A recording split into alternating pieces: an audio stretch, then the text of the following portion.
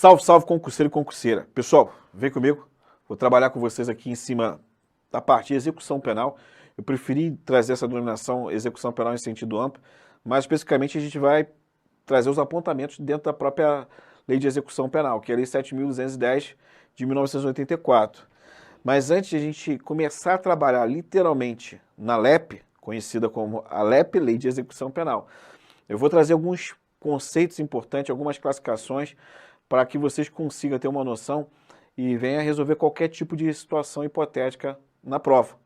Então, é uma aula que vou detalhar, vou disciplinar tudo para vocês, vou trazer conhecimento doutrinário, jurisprudencial e também o texto legal. Então, não vai ficar devendo em nada. Em alguns pontos que eu vou falar assim, ó, aqui é só em cima do texto legal, não precisa aprofundamento. Por quê? Quando a gente trata em cima da Lei de Execução Penal, isso é até importante você até mesmo verificar, né, no caso, o candidato, como que está o nível, porque tem gente que quer ir além, quer saber de coisas que ocorrem internamente dentro do estabelecimento prisional que não caem em prova. Então a gente vai trazer aquilo que é necessário.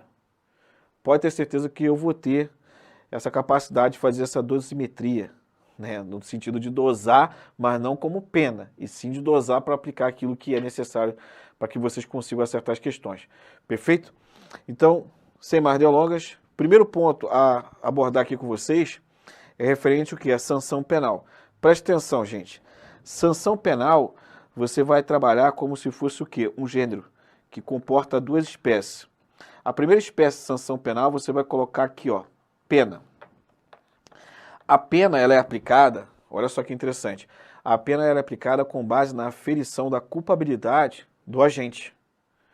Então, o indivíduo ele vai ser submetido, quando ele violar a norma penal, ele para vir a ser punido, e sempre alerto meus alunos o seguinte, não é porque o cara praticou o crime, ou a pessoa praticou o crime, que necessariamente ela vai sofrer uma pena. A punibilidade é uma consequência para quem praticou uma infração penal, um crime ou uma contravenção penal. Mas nem sempre quem pratica um crime ou uma contravenção penal vai ser submetido à pena. Por quê? Ou pode o indivíduo ser beneficiado com uma escusa absolutória, ou pode ser beneficiado com uma causa extintiva de punibilidade. Então, vai ter situações que a pessoa veio a praticar o crime, mas não vai ser submetida à pena. Vamos pegar, por exemplo, no caso de uma pessoa que praticou um furto. Praticou um furto contra o cônjuge, na Constituição da Sociedade Conjugal. É um caso de imunidade absoluta, constei no artigo 181, inciso 1 do Código Penal. Apesar de ter praticado furto, fique isento de pena, ou seja, uma imunidade absoluta, não sofre a punibilidade porque a própria lei trouxe essa escusa, mas desde que não se esbarre no artigo 183 do Código Penal, ou seja, que o cônjuge não tenha uma idade, por exemplo, igual ou superior a 60 anos. Enfim, a pena é uma consequência para quem praticou um crime, mas nem sempre o indivíduo vai ser submetido à pena. E quando o juiz ele analisa ali a instrução criminal, verifica as provas trazidas para os autos do processo e vê que o indivíduo tem culpabilidade, o juiz vai fazer o quê? A dosimetria. Uns falam dosimetria, outros falam que dosimetria dá a entender que é como se a pessoa tivesse ali doente, que vai ser aplicado um remédio, aí prefere falar em junção da pena, mas o que é mais adotado é a dosimetria. Enfim, ele dosa a pena com base na culpabilidade. Mas para ter culpabilidade tem que preencher o quê? Os elementos dela. Imputabilidade, potencial consciência da licitude e exigibilidade de conduta diversa, tá bom? Mas o que eu posso afirmar para vocês, também sem aprofundar muito, que a pena é uma espécie de sanção penal. Falou em pena, gente, vocês vão lembrar do seguinte, olha só que interessante. A pena, ela pode ser aqui, ó, dividida em pena privativa de liberdade, então o nome já diz, ó, pena privativa de liberdade. O indivíduo ele pode vir a ficar privado da liberdade de locomoção. E a pena privativa de liberdade a ser aplicada para crime, não se esqueça, pode ser a reclusão ou pode ser a detenção. Então, reclusão ou detenção é a pena privativa de liberdade. Calma que eu vou trazer para vocês a diferença também entre essas duas espécies de pena privativa de liberdade a ser aplicada para crime. Além da pena privativa de liberdade, vocês também podem se deparar como pena, ó, as penas restritivas de direitos. Então, penas restritivas de direitos. E aqui, ó, a pena de multa. Eu coloquei essas espécies aqui só para você ter uma noção envolvendo as espécies de pena. Também como espécie agora ó, de sanção penal. Como espécie de sanção penal, você pode se deparar com a medida de segurança. Então, professor, qual é a diferença entre a pena e a medida de segurança? Olha só, a pena eu disse para vocês que vai ser aferido o quê? A culpabilidade. Então, preencher os elementos da culpabilidade, o juiz faz a dosimetria da pena com base na culpabilidade. Agora, nem sempre o indivíduo que praticou um fato, ele vai ter a imputabilidade. E em determinadas situações, ele pode vir a ser considerado inimputável. Ao invés do magistrado condenar, vai ter o quê? Uma sentença absolutória imprópria. Significa dizer que o juiz não condena, absolve, só que essa absolvição é imprópria. Ao invés do indivíduo cumprir a pena, ele vai cumprir o quê? Uma medida de segurança. Então ele não fica 100% com a liberdade, porque ele vai ter a liberdade restringida, só que não vai ser com base na pena, e sim na medida de segurança. E a medida de segurança, ela não tem o aferimento da culpabilidade, porque o indivíduo não preencheu ali a imputabilidade. Mas vai ser aferida o quê? A periculosidade do agente. Tudo bem? E falou em medida de segurança, com base isso no Código Penal. Vocês podem se deparar com a medida de segurança detentiva ou uma medida de segurança aqui, ó, restritiva. Mas ambas são espécies de quê? De sanção penal. Isso vocês não podem esquecer. Tudo bem? E sanção penal é o gênero. Lembrando o seguinte, que o nosso sistema, pegando como referência a reforma que ocorreu na parte geral do Código Penal, o nosso sistema é o sistema vicariante. Significa dizer que o magistrado ou ele vai aplicar a pena, ou ele vai aplicar o quê? Medida de segurança. Tá bom? Então não se esqueça desse detalhe. Olha só, gente.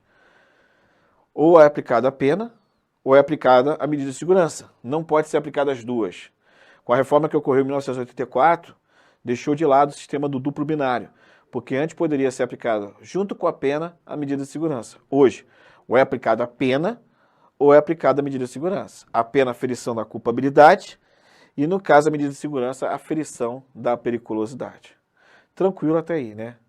Vamos evoluindo com o passar do tempo. Agora, no que diz respeito aqui, ó, uma diferença entre reclusão e detenção, o próprio Código Penal traz essa diferença. Eu disse para vocês que a pena privativa de liberdade a ser aplicada para crime é reclusão e detenção. Para contravenção penal, a pena privativa de liberdade é prisão simples. Professor, primeiramente, qual é a diferença entre reclusão e detenção? Olha só, o Código Penal vai falar que quando o indivíduo vier a ser condenado com a pena de reclusão, ele pode começar a cumprir essa pena em regime fechado, em regime semiaberto e em regime aberto. Entendeu? Então ele pode passar pelos 3 regimes aí com a condenação envolvendo a pena de reclusão. Tudo vai depender do patamar da condenação para que ele comece a cumprir a pena, ou no regime aberto, semiaberto ou aberto. Para por aí que eu já vou chegar nesse ponto. Já no caso, se o crime vier apenado com a pena de detenção, o indivíduo só pode cumprir a pena em regime aberto ou semiaberto. Então, se você se depara com um crime que é punido com detenção, o indivíduo não vai cumprir a pena em regime fechado, porque existe essa proibição pelo próprio Código Penal. Ah, professor, então aqueles crimes previstos na lei de abuso de autoridade, que são crimes punidos com detenção, nenhum deles o indivíduo vai começar a cumprir a pena em regime fechado? Não, porque é punido com detenção. Então só em regime aberto ou aberto. Existe uma situação que, na verdade, não vai ser pela condenação em si da pena de detenção, e mais pelo fato de o indivíduo ter praticado ali uma falta no decorrer do cumprimento da pena de detenção. Então imagina o seguinte, teve a condenação transitou em julgado, e o indivíduo começou a cumprir a pena. Aí está cumprindo a pena, está lá. No decorrer do cumprimento da pena, isso cumprindo pena de detenção. No decorrer ele pratica uma falta grave. E a falta grave, de acordo com a lei de execução penal, cabe o quê? Regressão do regime. Ou seja, ele teve a regressão do regime e está cumprindo a pena de detenção no regime fechado, mas não pela condenação, e sim que no decorrer da execução penal ele praticou uma falta grave que gerou a regressão do regime dele. Tá bom? Mas isso é uma situação bem excepcional e, na verdade, é por uma transgressão disciplinar ou a prática de um crime doloso no decorrer do cumprimento de pena. Então a diferença entre reclusão e detenção é o cumprimento no regime. Foi condenado, pena de reclusão pode cumprir em regime aberto, semiaberto e regime fechado. Vai depender do patamar da condenação. Foi condenado, a pena de detenção só pode cumprir em regime aberto ou semiaberto. Professor, e no caso da contravenção penal, que é punido com pena privativa de liberdade e prisão simples? Gente, a contravenção penal, a pena privativa de liberdade, conforme eu acabei de falar, é a prisão simples. E a própria lei de contravenções penais fala que a prisão simples ela é cumprida sem rigores penitenciários. Então significa dizer que condenado à prisão simples só pode cumprir em regime aberto, semiaberto, sem os rigores penitenciários. Alguém que viesse a ser condenado por uma contravenção penal não cumpre a pena em regime fechado. Perfeito? Tranquilo? Então fixa com isso aí em sua cabeça. Quanto à medida de segurança, que eu disse que pode ter uma medida de segurança detentiva ou restritiva, imagine o seguinte, um indivíduo com uma deficiência mental, e no momento que ele realizou o fato, ele era inteiramente incapaz de conhecer o caráter do fato e terminasse de acordo com o seu entendimento. Então ele foi considerado inimputável. Aí o juiz absolveu ele impropriamente, aplicou uma medida de segurança detentiva. Ele foi para um hospital de custódia. Então ele vai ficar lá no hospital de custódia. Ah, professor, vai ficar ad eterno? Não, olha só. O que acontece? O Código Penal fala que o limite de cumprimento de uma medida de segurança, ele não fala, na verdade, o Código Penal, ele traz um tempo mínimo. E pelo Código Penal fala que o tempo mínimo é de 1 a 3 anos para cumprir uma medida de segurança. Não fala sobre limite máximo. Aí tem o posicionamento do Supremo Tribunal Federal, que pegava como referência o artigo 75 do Código Penal, que antes era um limite de pena privativa de liberdade de 30 anos, que com o advento do pacote de crime passou a ser 40. Pegava isso como referência. Já o STJ entende, isso de acordo com a súmula 527, que o limite do cumprimento de uma medida de segurança é a pena em abstrato do crime. Porra, professor, não entendi nada. O que é uma pena em abstrato? Pena em abstrato é aquela pena que aparece com crime. A pena em concreto é quando o juiz for aplicar a pena. Então, pega, por exemplo, o crime de homicídio simples. Lá no Código Penal, no artigo 121, está assim, ó, reclusão de 6 a 20 anos. Pena em abstrato do homicídio, reclusão de 6 a 20 anos. Então, qual é o máximo do homicídio simples? 20 anos. Qual é o máximo que ele vai cumprir medida de segurança? 20 anos, que é o limite da pena máxima do crime abstratamente. Entendeu? Então não se esqueça aí da súmula 527.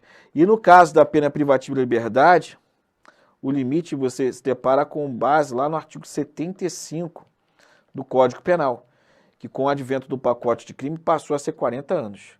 Mas é 40 anos por fato. E isso é um assunto que eu vou detalhar com vocês mais à frente. Não vou entrar no aprofundamento agora. Mas entenda, eu falo por fato o seguinte, o cara foi condenado 120 anos. Então o limite que ele vai cumprir desses 120 anos, limite de cumprimento da pena privativa de liberdade, 40. Isso se ele praticou o fato e recebeu essa condenação após essa lei começar a vigorar. Porque se ele praticou antes da alteração, aí a lei não pode retroagir, porque é um exemplo de novacio legem império. Ela não retroage. Aí o indivíduo vai cumprir 30 anos. Quem praticou antes do advento dessa lei, que fez a alteração ali. A partir do advento dessa lei para frente, 40 anos. Então esse indivíduo que foi condenado a 120, ele vai cumprir 40 de 120. Agora, a progressão de regime, livramento condicional, qualquer benefício é em cima do total da pena. Tá bom? Ah, entendi, professor. Mas pode acontecer o seguinte, o cara foi condenado a 120 anos, tem o limite ali dessa condenação 40 anos, e no decorrer ele praticar mais crimes.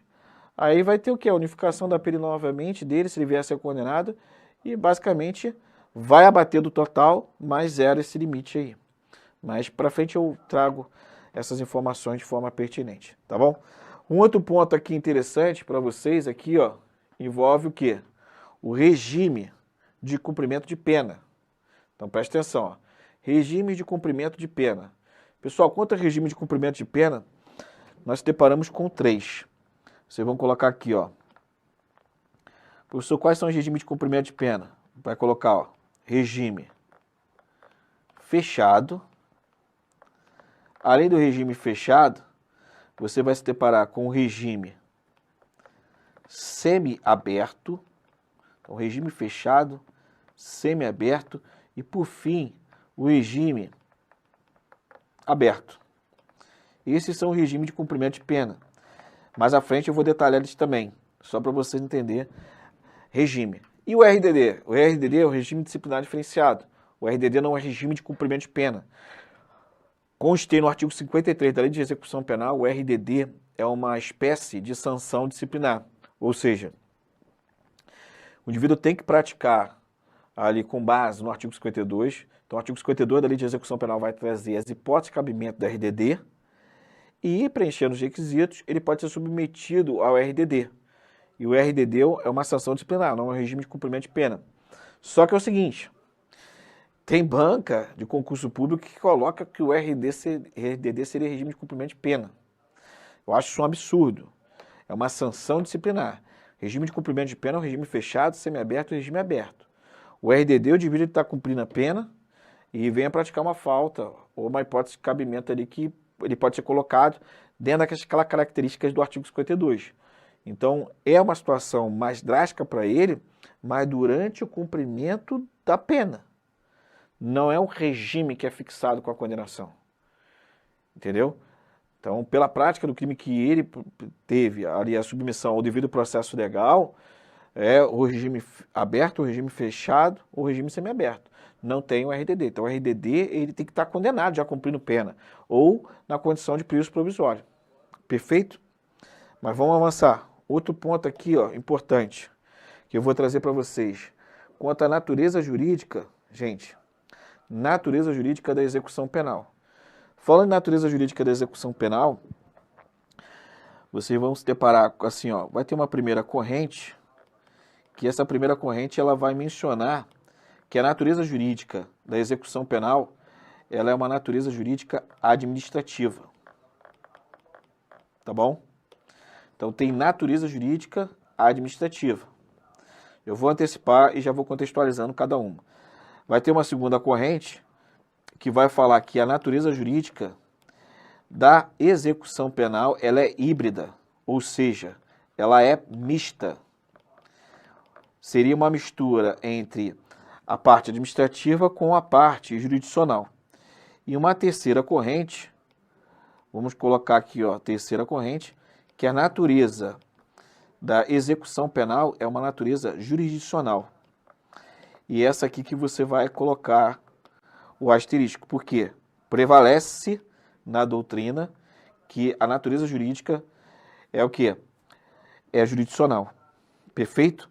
Inclusive, a fundamentação é com base na própria lei de introdução à lei de execução penal. Ou seja, o assunto execução penal, gente, é um assunto muito, assim, deixado de lado. Tanto é que não tem uma disciplina específica na faculdade, quem vai fazer a faculdade de Direito não estuda sozinho a lei de execução penal. Eu, por exemplo, fiz minha faculdade de Direito e tinha lá uma matéria Leis Penais Especiais. Aí dentro das leis que foi passada para mim, uma delas era a lei de execução penal. Mas o cara fez aquela passagem muito rápida. E a execução penal é muito complexa, não é tão fácil assim. Não é você pegar só a lei de execução penal. Se fosse só a lei de execução penal, seria tranquilo. Execução penal é muito mais do que isso. Perfeito? Mas assim, o que vocês têm que saber? A partir de qual momento que começa a execução penal? Gente, olha só. Até 2016, ali, em 2016, o Supremo Tribunal Federal tinha um entendimento que poderia ter uma execução penal provisória. Ou seja, antes de ocorrer o trânsito em julgado, a condenação, já começar a executar a pena. Então, seria uma execução penal provisória. Entenderam? Ah, entendi. Então, poderia ser uma execução penal provisória? Sim. Mas a partir de qual momento poderia ser executada a pena provisoriamente? O STF tinha como marco ali o seguinte: a partir do momento que a decisão do juízo de primeiro grau viesse a ser confirmada pelo tribunal. Em âmbito estadual, fosse confirmada pelo Tribunal de Justiça, tá? Olha só, em âmbito criminal, ali foi confirmado em âmbito estadual, aliás, pelo Tribunal de Justiça, aí já tinha o quê? Já tinha confirmação e já poderia ter execução provisória. Em âmbito federal, vamos pegar um caso de competência da Justiça Federal. A partir do momento que o TRF da região viesse a confirmar ali a decisão, aí já poderia ter execução provisória. Isso até ali 2019. Perfeito? Chegou em 2019, presta atenção, chegou em 2019, Aí o Supremo Tribunal Federal veio a decidir tanto na ação declaratória de constitucionalidade número 43, 44 e 54.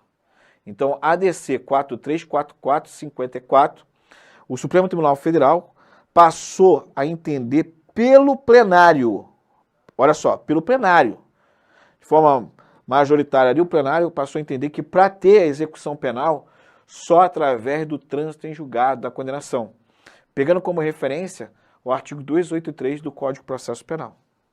Então, ali está sendo o quê? Observado o princípio da presunção de inocência. Então, só com o trânsito em julgado que começa a execução penal. E a partir de qual momento que tem o início da execução penal?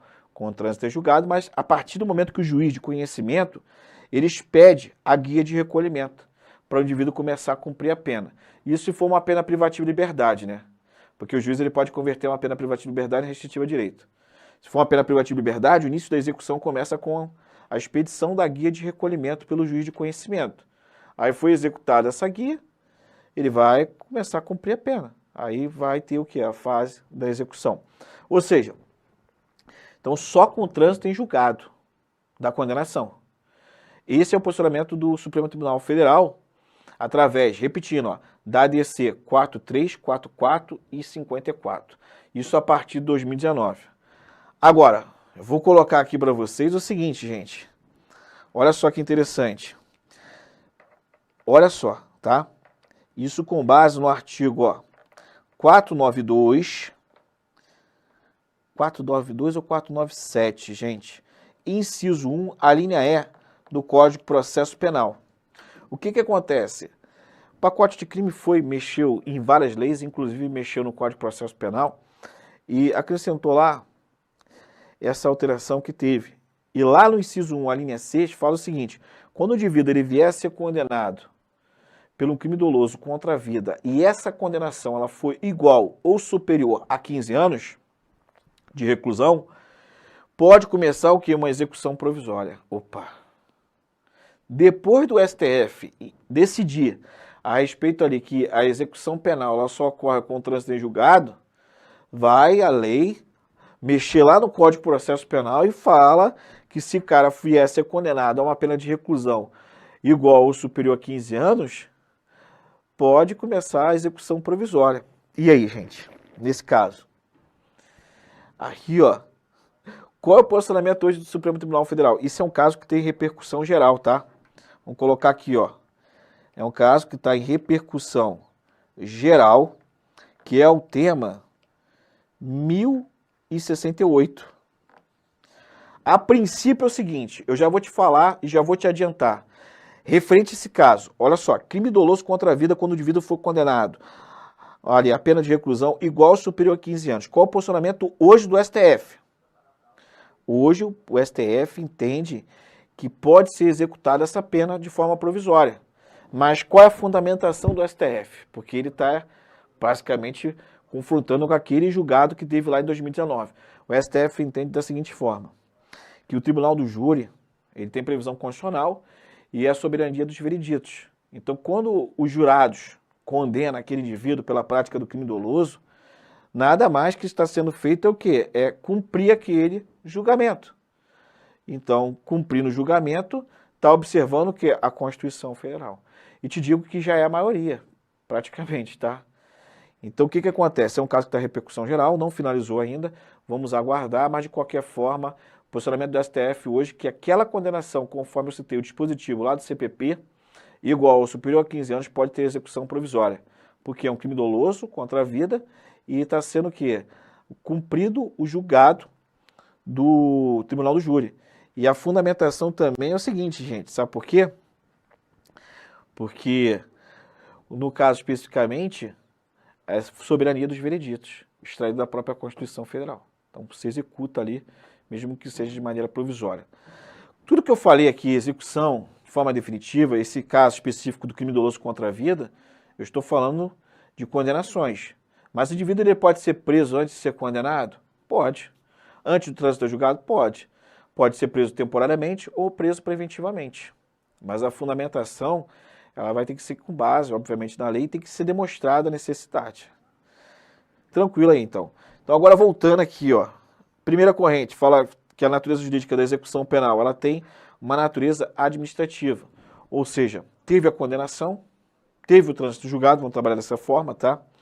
Vai ser executada a pena. Você pode observar que quem cumpre a pena é, obviamente, quem foi condenado, e quem faz a fiscalização dessa pena, em boa parte, é o Poder Executivo. O Poder Executivo através do quê? De um órgão, né? Então entra o direito administrativo, em boa parte. Porque assim, quem vai tomar conta do preso vai ser o Poder Executivo, pô. Quem toma conta do estabelecimento prisional vai ser são os policiais penais, pô. O policial penal está tomando conta do preso. Então a execução nessa parte administrativa está sendo feita pelo Poder Executivo. Entendeu? Só que eu não posso falar que toda execução penal vai ser aplicado só o direito administrativo. E os incidentes de execução penal? Por exemplo, o livramento condicional. O livramento condicional tem que ser pleiteado pelo juiz da execução, lá perante o juiz da execução. Ah, o preso está querendo reclamar questão de remédio, ele vai pleitear perante o juiz da execução penal. Então, vira e mexe, tem a parte administrativa, porque, por exemplo, o preso praticou uma falta, ele vai ser submetido a um procedimento administrativo disciplinar. E isso aí é aplicado o quê? O direito administrativo. Boa parte, né? Em algumas normas que ele fica excelente o direito administrativo, aplica-se subsidiariamente o processo penal. Mas, enfim, direito administrativo junto com o direito processual penal, incidente e execução penal. Então, tu vê que hoje, assim, dá uma aparência de uma natureza híbrida, porque envolve a parte administrativa com a parte jurisdicional. E quem vem aqui a defender a segunda corrente, que tem natureza híbrida, ou a limista, é, no caso, Ada Pellegrini e também o professor Mirabete. Enfim, não é o que prospera. O que prepondera, o que vocês vão levar hoje para fim de concurso público, inclusive tratando-se Banca Sebrasp, é que a natureza jurídica da execução penal, ela é o quê? Jurisdicional. É a terceira corrente. Pegando como referência a exposição de motivos da Lei de Execução Penal, que fala que tem natureza jurisdicional. Ah, mas professor, o juiz da execução penal ele não desenvolve atividade administrativa? Desenvolve. Por exemplo, mensalmente, isso eu posso falar porque eu trabalho há 14 anos como agente federal de execução penal e hoje atualmente eu estou no setor jurídico. Então, mensalmente, o juiz da execução penal ele vai fazer o quê? A fiscalização do estabelecimento prisional. Essa fiscalização tem embasamento na LEP, mas é uma atividade administrativa, não é uma atividade jurisdicional. Mas, em boa parte, ele é provocado ali para se pronunciar judicialmente. Então, vai preponderar o que é, no caso, essa natureza jurisdicional. É isso que vocês vão levar para a prova, tá bom? Então, não se esqueça desse detalhe. Avançando, eu já tinha falado para vocês que quanto ao regime de cumprimento de pena, nosso ordenamento jurídico, você vai se deparar com o regime o quê? Com o regime fechado, com o regime semiaberto e com o regime aberto. São chamados de quê? Regime ou sistema penitenciário, desculpa, tá? Quanto ao regime penitenciário, vocês vão lembrar o seguinte, ó. Regime fechado. A pena privativa de liberdade era executada em estabelecimento de segurança máxima ou média. Então, o indivíduo vier a ser condenado para cumprir a pena em regime fechado, ele vai para onde, professor? Ele vai para a penitenciária, tá bom? Penitenciária, pegando como referência o artigo 87 da Lei de Execução Penal. Ah, então ele vai para a penitenciária? Perfeitamente, ele vai para a penitenciária. Penitenciária serve para abrigar o quê? Presos condenados a cumprimento de pena em regime fechado e preso provisório. Isso excepcionalmente, né?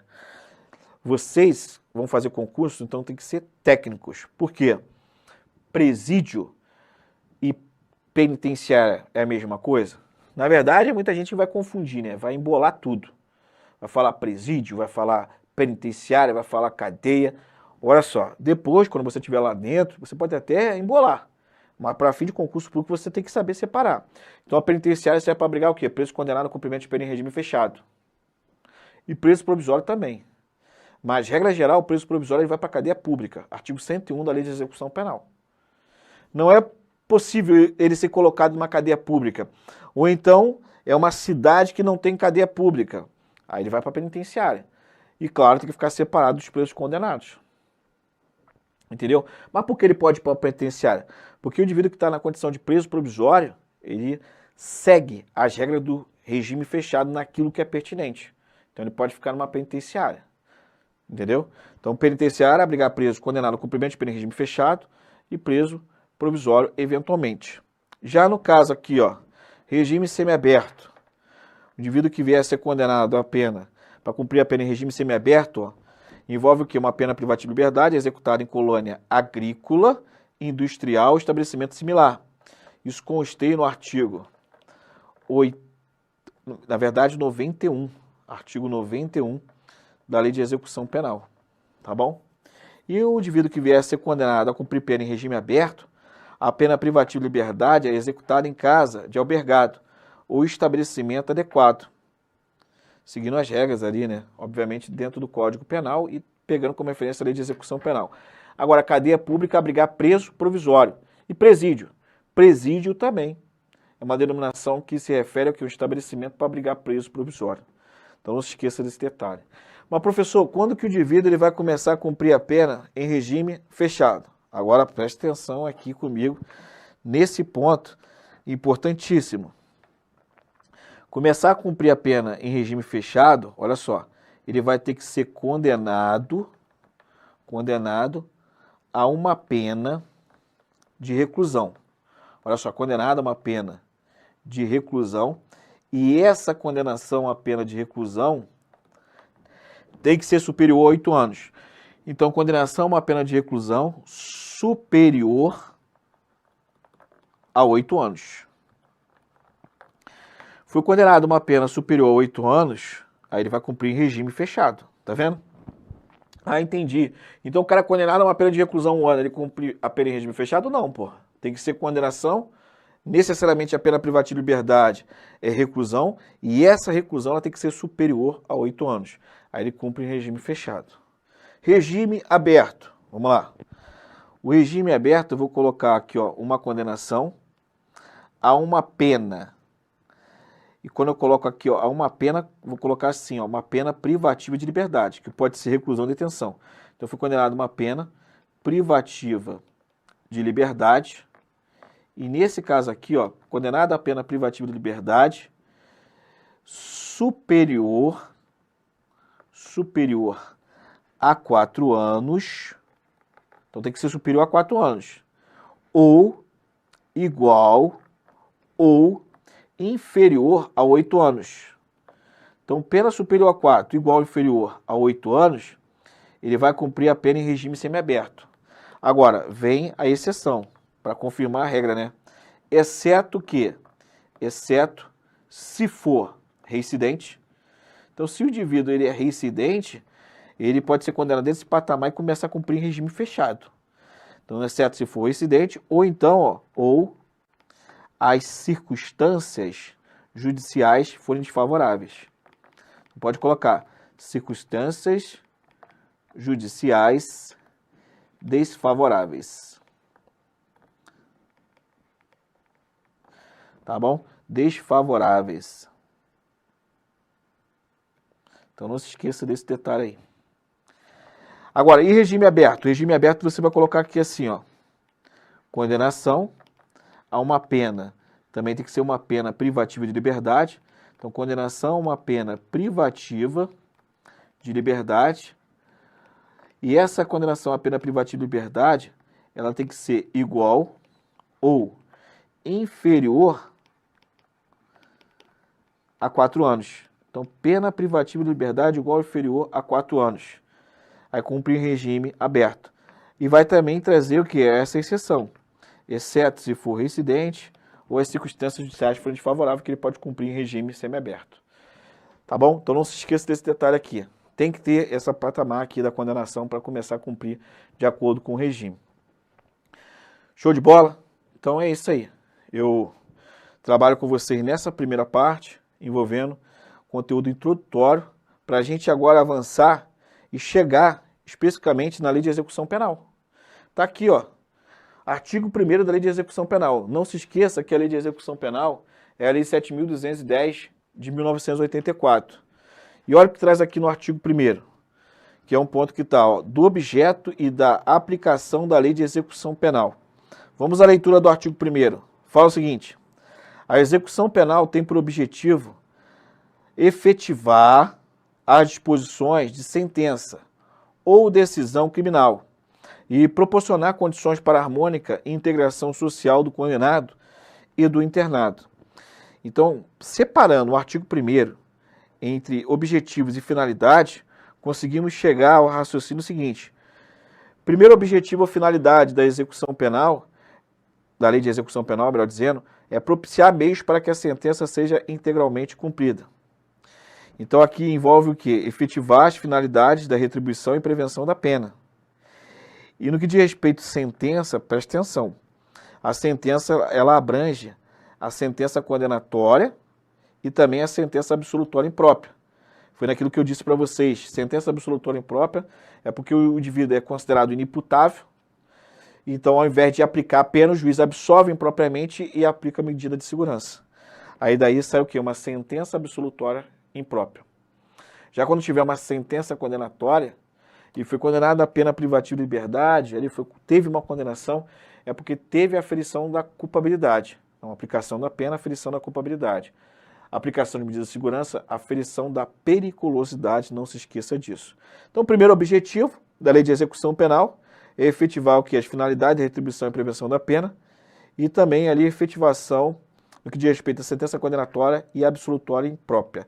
E o segundo objetivo é trabalhar em cima de quê? Da reintegração do sentenciado ao convívio social. Ou seja, daí se extrai o que? A ressocialização.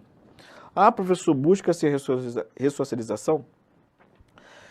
Gente, vocês estão estudando para concurso público. Esse é o objetivo, finalidade da lei de execução penal. É isso que vocês vão levar. Agora, se na prática isso aí não existe, é outros 500. Mas assim, estudem primeiro as estatísticas, porque muita gente fala que a ressocialização não existe. Existe sim. Tem vários indivíduos que vieram a ser condenados e conseguiram ser ressocializados. Então, não entre em estatística, não fale besteira sem você ter pesquisado. Então, tem vários dados nesse sentido, inclusive, os dados já fornecidos para mim, por pessoas que trabalham nessa área, entendeu? Que tem a expertise, já se aprofundou. Então, eu não vou entrar nem no mérito, porque isso não cai em concurso. Dados estatísticos aqui. Mas o que importa é você saber que a lei de execução penal tem como um dos objetivos ou finalidades a ressocialização do condenado. Tá bom? Avançando, vem comigo agora em cima do artigo 2º da lei de execução penal. O artigo 2º fala o seguinte, ó.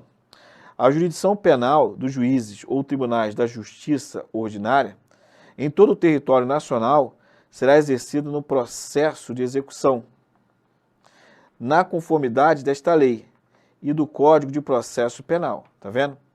Então, ali, quando fala ali no artigo 2º, eu estou aqui justamente para interpretar tudo, deixar tudo mastigado para vocês.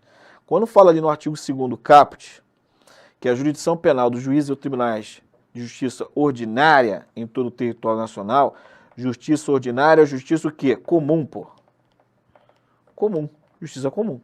Então, a justiça comum em todo o território nacional será exercida envolvendo o processo de execução na conformidade desta lei e do Código de Processo Penal. Falou em justiça comum, justiça ordinária, segue o que? A lei de execução penal. Agora é interessante aqui o parágrafo único, ó. Esta lei aplicar-se-á igualmente ao preso provisório e ao condenado pela justiça eleitoral ou militar, quando recolhido a estabelecimento sujeito à jurisdição ordinária. Então preste atenção. A justiça eleitoral, gente, ela faz parte da justiça especializada. Não é da justiça ordinária, porque a justiça ordinária é a justiça comum. Então, justiça eleitoral, justiça especializada. Justiça militar, justiça especializada. Tanto é, o indivíduo, ele é submetido a um processo penal militar. Entendeu? Ah, o militar praticou um crime militar. Se é um militar das Forças Armadas, ele vai ser julgado pela Justiça Militar da União. E se vier a ser condenado, vai ser executado conforme o Código de Processo Penal Militar. Se ele é um militar estadual e praticou um crime militar, ele vai ser julgado pela Justiça Militar Estadual e vai ser executado com base no CPPM. Agora, o problema é o civil, né? Civil pode praticar crime militar? Pode. Mas só vai ter competência para julgar civil pela prática de um crime militar a Justiça Militar da União. Isso porque tem a competência com base na própria Constituição Federal. Então, tu imagina o seguinte, um civil foi lá e praticou um crime militar. Foi julgado pela Justiça Militar da União. Aí ele foi condenado. Nessa hipótese, ele veio para o estabelecimento comum. Vai ser submetido o quê? A LEP e não ao CPPM, entendeu? O processo dele vai transcorrer lá de acordo com o Código de Processo Penal Militar, ou legislação ali extravagante, que no caso seria a Lei 8.457, que fala sobre a competência da Justiça Militar da União. O processo corre por lá, entendeu? Concomitante com o CPPM. Agora, a execução, se ele vier para o estabelecimento penal comum, que vai ser a regra, né? Nós não estamos nos tempos de guerra, então esquece. Ele vai para o estabelecimento penal comum. Aí vai ser submetido o quê? A lei de execução penal. Entenderam? E o militar? Se o militar ele vier para um estabelecimento penal comum, é aplicada a LEP. Agora, se ele ficar no estabelecimento penal militar, aí esquece a lei de execução penal, segue o regime deles. Então, lendo novamente aqui o parágrafo único, ó, esta lei aplicar-se-á igualmente ao preso provisório e ao condenado pela justiça eleitoral ou militar, que são justiças especializadas, conforme eu citei para vocês, quando recolhido a estabelecimento sujeito à jurisdição ordinária, ou seja, foram recolhidos a estabelecimento sujeito à jurisdição comum. Então, nesse caso, submetido à lei de execução penal. Entenderam? Isso eu posso falar com propriedade porque eu dou aula também de processo penal militar. Agora, vamos avançar. O artigo 3º da lei de execução penal, ele vai trazer o princípio da legalidade. Constitui no artigo 3º. Então, olha que menciona aqui o artigo 3º. Ao condenado e ao internado serão assegurados o quê? Todos os direitos não atingidos pela sentença ou pela lei. Isso é óbvio. Ou seja, só pode ser restringido os direitos dele que vier a ser atingido o quê? Pela sentença ou pela lei. Então, o indivíduo foi condenado a uma pena privativa de liberdade, o direito que ele vai ter ali privado é a liberdade de locomoção. Mas não cabe a mim, que tomo conta ali, por exemplo, de preso, chegar lá e arrebentar o preso. Ah, ele está preso, então ele vai ter que apanhar. Olha só, não foi atingida a integridade física dele, foi atingida a liberdade de locomoção. Entendeu? Então, nesse caso, os direitos que não foram atingidos nem com a sentença ou não são restringidos pela lei, aí, gente, não cabe a violação. Isso aí é óbvio. Artigo 3º, parágrafo único. Princípio da igualdade e isonomia. Ó. Não haverá qualquer distinção de natureza racial, social, religiosa ou política. Tá vendo? Esse artigo 3º parece simples, mas na hora da prova você erra.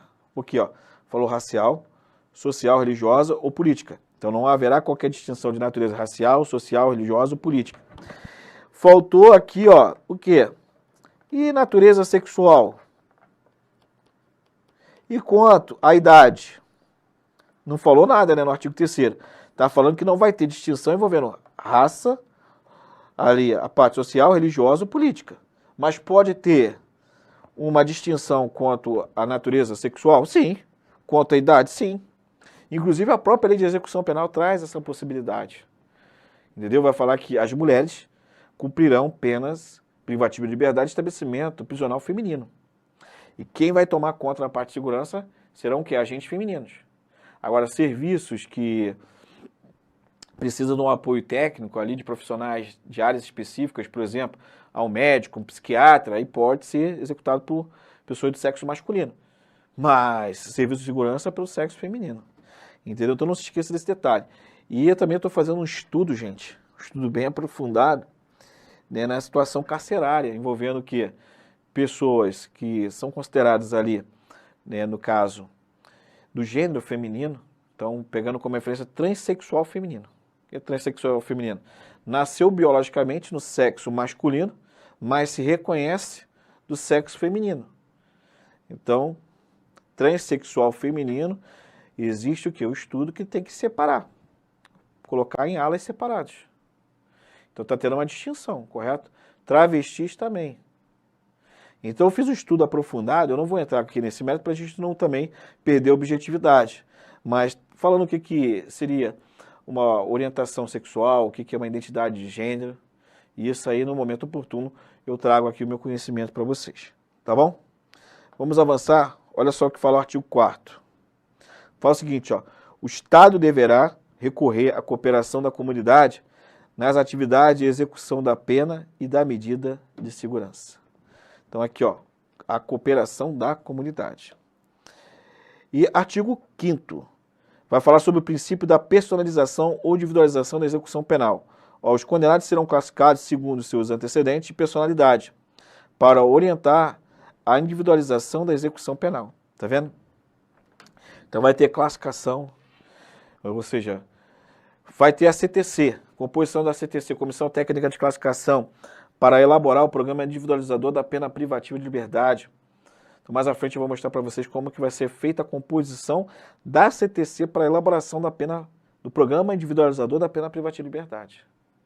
Tudo isso é o quê? Princípio da individualização da execução penal. Vai ser classificados indivíduos de acordo com a característica que eles carregam. É condenado? É preso provisório? Ah, é condenado e praticou qual crime? Crime com violência ou grave ameaça à pessoa, separa. Esse aqui não teve violência nem grave ameaça à pessoa, coloca em outro lugar. Então a separação, tudo isso, nada mais é do que uma observação do princípio da individualização da execução penal. Além desses princípios aqui que eu vim a citar, coloca aqui também como referência o princípio do devido processo legal.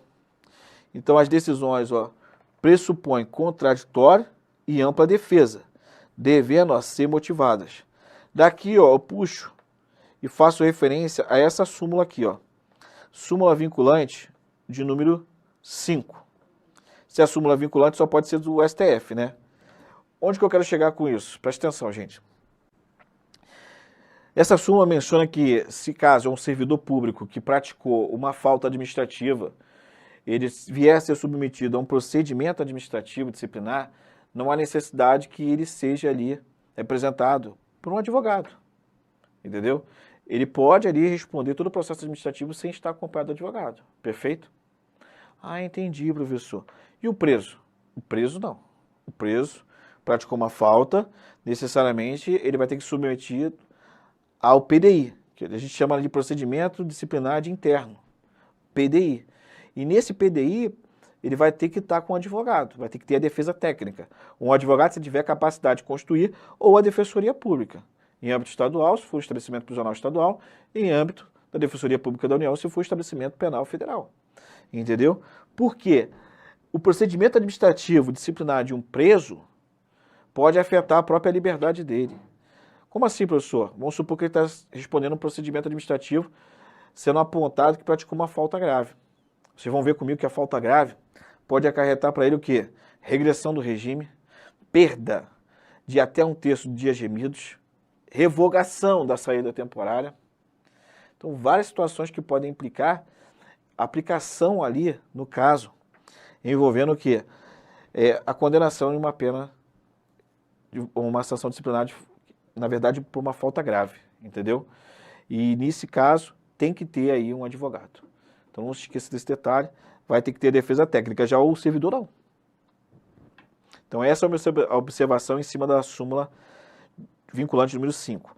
Princípio reeducativo. A execução penal visa, ao lado da retribuição, a prevenção, a ressocialização do condenado. E o princípio da humanidade e humanização das penas. Não se admite pena cruel, desumana ou degradante, obviamente, tá? Então, gente, esse foi o primeiro bloco envolvendo aquele de execução penal. Espero que vocês tenham gostado, tá bom? E no decorrer, vocês vão pegar muitas coisas ainda jurisprudenciais, muitas coisas que a gente traz também da prática para facilitar o conhecimento dos assuntos para vocês. Então não se esqueça que esse ponto aqui vai ser de fundamental importância. Essa aula introdutória, ela se estendeu, mas foi necessário. E minha pegada vai ser assim, em cima do texto legal, doutrinariamente falando e jurisprudencialmente. Então eu vou deixar vocês preparados para acertar qualquer questão. Não estou falando aqui a ponto de querer me ali falar que eu sou bonzão, não. Não sou bonzão, não. Eu estou aqui justamente para ajudá-los e tentar passar o meu conhecimento para que vocês consigam obter êxito tratando-se de execução penal. Perfeito?